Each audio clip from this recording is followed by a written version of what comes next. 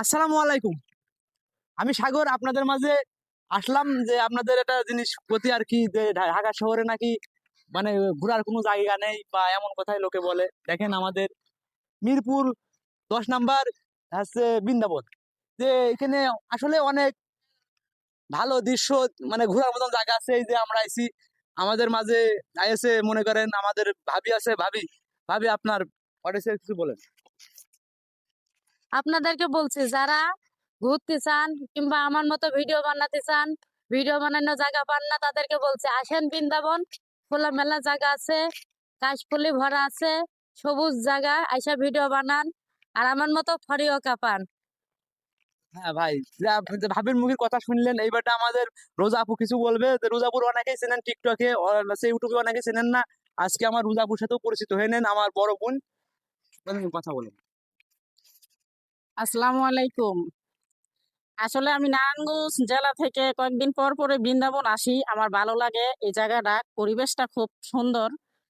তো আপনারা যারা ভিডিও বানাইতে চান টিকটকের বা ইউটিউবের বা ফেসবুকের, অবশ্যই বৃন্দাবন আপনারা আসবেন। তো ভালো থাকবেন, ধন্যবাদ। এই যে আমাদের মাঝে আমার সদ্য বড় আপু, যে অনেক একটা ভালো কথা বললে, এখন আমার আর এক বড় আপু কথা বলবে। আসসালামু আলাইকুম, সবাই কেমন আছেন? আমি প্রথম আসলাম আমার ভাবি ভাইয়ার সাথে দেখা করতে। আপনাদের যদি কারো ইচ্ছা হয় অবশ্যই ভাবি ভাইয়ার সাথে দেখা করতে আসবেন।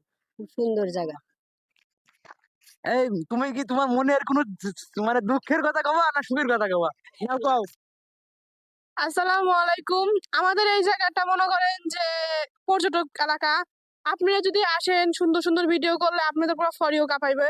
কিন্তু কি, হ্যাঁ, এই জায়গার মধ্যে আসতে দিনে দিনে আসতে হবে, সন্ধ্যার সময় মানে অন্ধকার হয়ে যায়। আপনারা সবাই দিনে আসবেন, ইনশাল্লাহ আপনাদের ভিডিও একটা ফরির উপরে যাবে।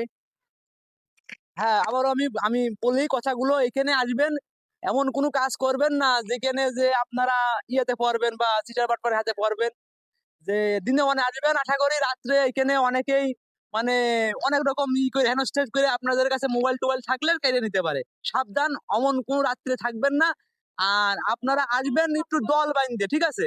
যে একলা বা দুইজন দেখা গেল, দুই যে স্বামী আর স্ত্রী আসলেন, এটা আসলে কোনো ক্ষতি হবে, যে এমন আসবেন না। আসলে দুইজন আর নাই, 4-5 জন করে আসবেন, তাহলে আপনারা সুন্দর এই উপভোগ করতে পারবেন জায়গাটা। কিন্তু একলা আসলে ভাই উপভোগ করতে পারবেন না, কারণ সিটার বাটপারের হাতে পড়ে আপনার জানও চলে যেতে পারে। তাই এই বলে আমি শেষ করছি, ধন্যবাদ।